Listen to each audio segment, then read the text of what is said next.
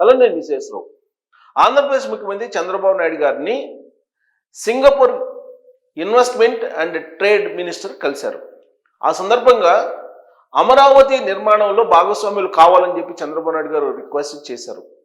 కానీ దానికి అంగీకరించలేనటువంటి పరిస్థితుల్లో ఆ మినిస్టరు కేవలం నిర్మాణ కార్యక్రమంలో పాలు పంచుకుంటాం తప్పితే భాగస్వామ్యం కాలేమో అని చెప్పారు. దానికి కారణం ఏంటంటే గత ప్రభుత్వం తాలూకు కొన్ని ఇబ్బందులను ఆయన గుర్తు చేసినట్టు ఇప్పుడు న్యూస్లో బ్రేకింగ్గా మారింది.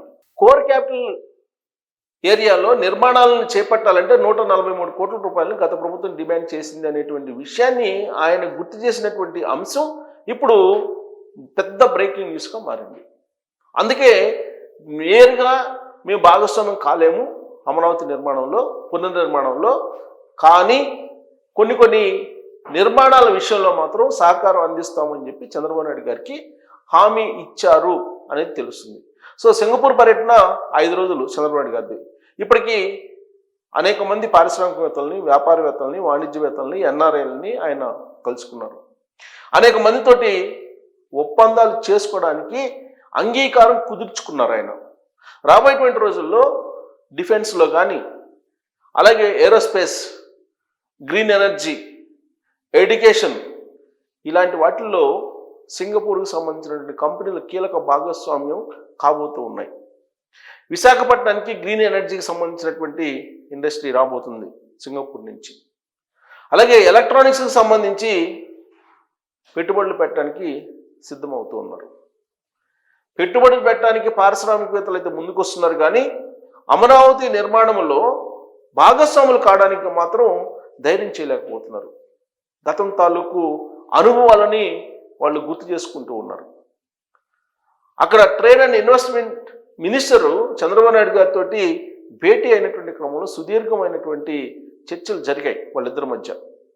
ఆ సందర్భంగా ఆనాటి ప్రభుత్వం పెట్టినటువంటి ఇబ్బందులని ఆయన గుర్తు చేశారు. కాకపోతే మరొకసారి అలాంటివి రిపీట్ కావు అనేటువంటి హామీని చంద్రబాబు నాయుడు గారు ఇస్తున్నారు. చంద్రబాబు నాయుడు గారి మీద ఉన్నటువంటి గుడ్ విల్, ఆయనకు ఉన్నటువంటి విజన్, వీటన్నిటిని పరిశీలించిన తర్వాత సింగపూర్లో ఉన్నటువంటి ప్రముఖ కంపెనీలు పెట్టుబడులు పెట్టడానికి ఆంధ్రప్రదేశ్ వైపు చూస్తూ ఉన్నాయి. రాబోయేటువంటి రోజుల్లో నిర్వహించేటువంటి పారిశ్రామికవేత్తల సదస్సుకి హాజరు కావాలని చెప్పి ఆహ్వానించారు సింగపూర్లో ఉన్నటువంటి పారిశ్రామికవేత్తలని. వాళ్ళు దానికి గ్రీన్ సిగ్నల్ ఇచ్చారు.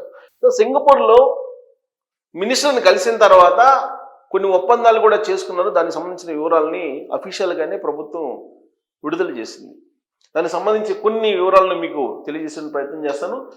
చంద్రబాబుతో భేటీపై సింగపూర్ ట్రేడ్ అండ్ ఇన్వెస్ట్మెంట్ మంత్రి కీలక ప్రకటన. ఏంటి ఆ ప్రకటన అంటే, ఏపీ అమరావతి అభివృద్ధిలో సింగపూర్ భాగస్వామ్యం కొనసాగుతుందని తెలిపిన మంత్రి ఫ్రాన్సీ లెంగ్. సీఎం చంద్రబాబు సింగపూర్ పర్యటన ఫలప్రదం కావాలని ఆకాంక్షించిన సింగపూర్ మంత్రి ఫ్రాన్సీ లెంగ్ ఆయన పేరు. భారత్లో అత్యంత వేగంగా ఎదుగుతున్నటువంటి రాష్ట్రాల్లో ఒకటైన ఏపీలో పెట్టుబడులు, కార్యకలాపాల విస్తరణకు సింగపూర్ కంపెనీలు ఆసక్తిగా ఉన్నాయని మంత్రి చెప్పారు. పోర్టులు, గ్రీన్ ఎనర్జీ, డిజిటల్ టెక్నాలజీ, నైపుణ్యాభివృద్ధి రంగాల్లో పెట్టుబడులపై సీఎం చంద్రబాబుతో చర్చించినట్టు సింగపూర్ మంత్రి ట్రాన్స్ లెంగ్ ప్రకటన. 2014-19 మధ్యలో చంద్రబాబు అధికారంలో ఉన్నప్పుడు ఏపీ రాజధాని అమరావతి అభివృద్ధికి నాటి ప్రభుత్వంతో కలిసి పనిచేశామని సింగపూర్ మంత్రి గుర్తు చేసుకున్నాడు. మాస్టర్ ప్లాన్ రూపకల్పన, నిర్మాణ సహకారాన్ని అందించినట్టు గుర్తు చేశారు ఆయన. అమరావతిలో స్టార్టప్ ప్రాంతాన్ని అభివృద్ధి చేసేందుకు సింగపూర్ కంపెనీలు స్విస్ ఛాలెంజ్ విధానంలో టెండర్ కూడా దక్కించుకున్నారు అప్పట్లో. అది గుర్తు చేశారు ఆయన. 2019లో ప్రభుత్వం మారాక ఒప్పందంలో కొనసాగేందుకు సహకారం ఆగిపోయిందని ఆ మంత్రి పేర్కొన్నాడు, సింగపూర్ మంత్రి. ఆ కారణంగానే అమరావతి ప్రాజెక్టు నుంచి సింగపూర్ కన్సార్టియం బయటకు వచ్చేసిందని టాన్సీ లెంగ్ మంత్రి వ్యాఖ్యానించారు. గత ప్రభుత్వం తాలూకు నిర్వాహకం కారణంగానే మేము వెనక్కి తగ్గాము అమరావతి ప్రాజెక్టు నుంచి అని చెప్పి సింగపూర్ కన్సార్టియం బయటకు వచ్చేసిందని ఆయన చెప్పాడు. గత అనుభవాల కారణంగా సీడ్ క్యాపిటల్ విషయంలో సింగపూర్ కన్సార్టియం పని చేయలేదు. సింగపూర్ కన్సార్టియం ప్రస్తుతం అమరావతి పునర్నిర్మాణంలో సీడ్ క్యాపిటల్ ఏరియాలో పని చేయలేదని చెప్పారు, చెయ్యలేకపోతుంది అని. కాకపోతే అమరావతిలో ఏపీలో పట్టణాభివృద్ధి సహా వివిధ రంగాల్లో అభివృద్ధి ప్రణాళికల్లో కలిసి పనిచేస్తామని చెప్పి స్పష్టం చేశారు. సో కన్సార్డియంగా మేమైతే రాలేము, అభివృద్ధిలో మాత్రం సిఆర్డీఏ చేసేటువంటి అభివృద్ధి పనుల్లో మాత్రం మేము కలిసి పనిచేయడానికి సిద్ధంగా ఉన్నామని చెప్పి ఆయన అనౌన్స్ చేశారు. ఎవరు? మంత్రి. ఇక విశాఖపట్నంలో గ్రీన్ ఎనర్జీ డేటా సెంటర్ ఏర్పాటు చేస్తున్నామని చెప్పి లోకేష్ గారు ST Telemedia investment head Ritu మెహ్లాత్తో లోకేష్ భేటీ అయ్యారు. ఈ company ST Telemedia investment head Ritu మెహ్లాత్తో రాష్ట్ర విద్యా ఐటీ ఎలక్ట్రానిక్స్ శాఖల మంత్రి నారా లోకేష్ సింగపూర్లో భేటీ అయ్యారు. ఆ సంస్థతోటి వ్యూహాత్మక పెట్టుబడి పెట్టాలని చెప్పి ఆహ్వానించారు.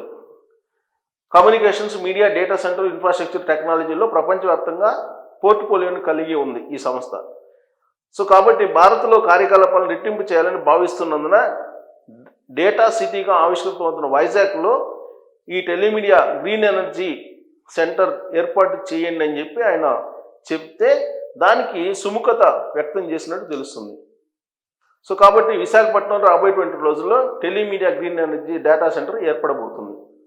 సో ఉత్తరప్రదేశ్ తరహా అత్యాధునిక డేటా సెంటర్లు, కంప్యూటింగ్, మౌలిక సదుపాయాల కల్పన, ఆప్టిమైజేషన్ ద్వారా బలమైనటువంటి పర్యావరణ వ్యవస్థను ఏర్పాటు చేయడానికి ఏపీ ప్రభుత్వం కలిసి పనిచేయాలని మంత్రి లోకేష్ కోరారు. దానికి రీతు మెహ్లాత్ స్పందిస్తూ భారత్లో తాము ప్రస్తుతం 10 ప్రధాన నగరాల్లో 311 మెగావాట్ల క్రిటికల్ ఐటీ లోడ్తో 30 డేటా సెంటర్లు నిర్వహిస్తున్నామని తెలిపారు. భారత్లో తమ డేటా సెంటర్ల సామర్థ్యాన్ని 550 మెగావాట్లకు పెంచాలని భావిస్తున్నట్టు చెప్పారు. ఆంధ్రప్రదేశ్ ప్రభుత్వ ప్రతిపాదనలను సంస్థ ఉన్నత స్థాయి బృందం దృష్టికి తీసుకెళ్లి నిర్ణయం తీసుకుంటామని చెప్పి రీతు గ్రీన్ సిగ్నల్ ఇవ్వడం జరిగింది. సో కాబట్టి అది వస్తే ఎక్కడికి వస్తుంది? వైజాగ్కి వస్తుంది అనమాట. ఇక క్రియేటర్ అకాడమీ, దీనికి సంబంధించి అవగాహన ఒప్పందం కూడా కుదిరింది. క్రియేటర్ అకాడమీ ఏంటి? ఆంధ్రప్రదేశ్లో సృజనాత్మకత, ఆర్థిక అభివృద్ధి కోసం క్రియేటర్ అకాడమీని స్థాపించడానికి 2 ప్రధాన సంస్థలతో లోకేష్ ఒప్పందం కుదుర్చుకున్నారు. సింగపూర్ షాంగ్రీలా హోటల్లో జరిగిన కార్యక్రమంలో టెజారాక్ట్ యుఎస్ఐఎన్సి president Teja Dharma, YouTube Academy India head Arjun Darswami, AP ప్రభుత్వ ఐటీ కార్యదర్శి కాటమనేని భాస్కర్ ఎంఓయూ పైన సంతకాలు చేశారు. ఈ ఒప్పందం ప్రకారం సృజనాత్మక కంటెంట్ తయారీ కోసం ఏపీ ప్రభుత్వం సెంటర్ ఆఫ్ ఎక్సలెన్స్ను ఏర్పాటు చేస్తుంది. సో ఇక్కడ పాఠశాలలు, శిక్షణ కార్యక్రమాలను గూగుల్ సంస్థ వనరులు, సాంకేతిక నైపుణ్యం అందించనుండగా టెజారాక్ట్ సంస్థ ఫిజికల్ సెటప్ నిర్వహణ చేస్తుందన్నమాట. రోజువారీ కార్యక్రమం పర్యవేక్షిస్తుంది. డిజిటల్ కంటెంట్ పరిశ్రమలో విజయం సాధించేందుకు ఔత్సాహిక సృష్టికర్తలను సన్నద్ధం చేయడం, వారికి అవసరమైన స్కిల్స్, నాలెడ్జ్, వనరులు సమకూర్చడం ఈ ఒప్పందం ముఖ్య ఉద్దేశం. సృజనాత్మకత, ఆర్థిక వ్యవస్థలో నవీన ఆవిష్కరణలను ప్రోత్సహించడం ద్వారా దేశ ఆర్థిక అభివృద్ధి తోడ్పాటు అందించడమే ఈ ఒప్పందం ప్రధాన లక్ష్యం. సో ఈ ఒప్పందం కుదిరింది ఒకటి, ఇది వచ్చేస్తుంది